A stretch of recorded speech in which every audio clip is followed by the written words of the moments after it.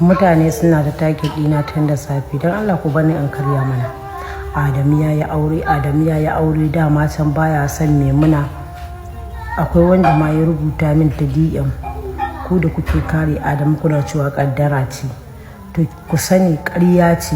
Adamu mayaudari ne, sannan kuma Adamu fajiri ne wa iyaz billahi. Adamu wane ne? To na farko dai bana goyon bayan Adamu a wannan gaban.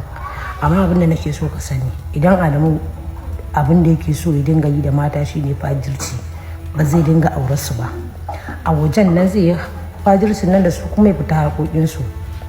Na farko ke dole abin da ya yi zai dinga sa mutane cikin wasu wasi, zai dinga sa mutane cikin tunani kala daban-daban. Baban Haidar ya yi aure, wajen mutuwa ya dawo. Baban Haidar jiya Juma'a ya zama ango.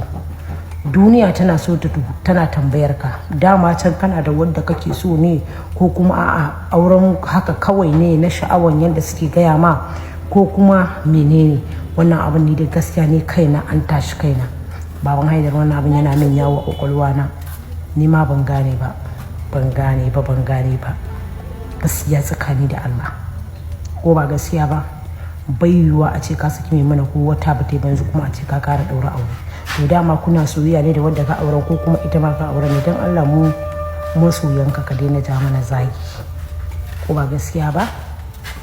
Yawwa, saboda bai yiwuwa a ce ka yi aure ba soyayya.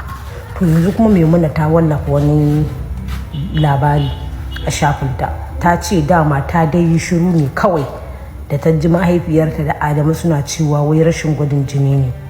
Ita ba su yi aure da Adamu ba, sai da suka yi gwadin jini, suka yi yarjejeniya kannan suka yi aure.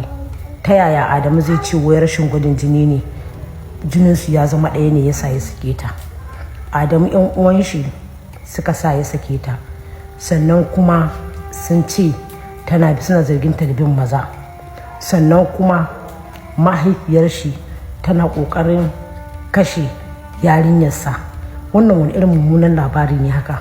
Wannan wani irin baƙin labari ne? To ai yarinyarsa ba yarinyanta ba ne.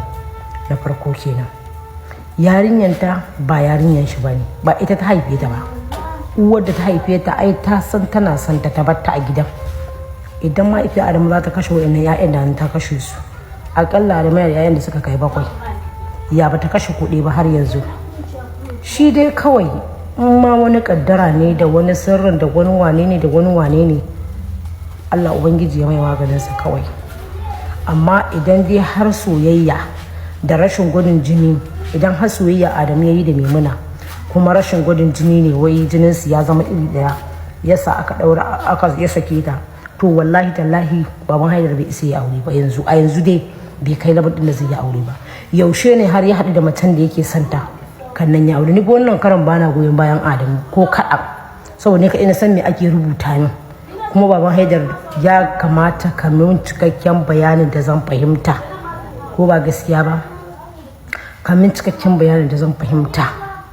Yawwa, ko kuma ita ma ɗin tushe ce, ko kuma ita ma irin matan da suke cewa suna son ka, ko da su kalle ka ko da za su mutu, ire-iren su ne.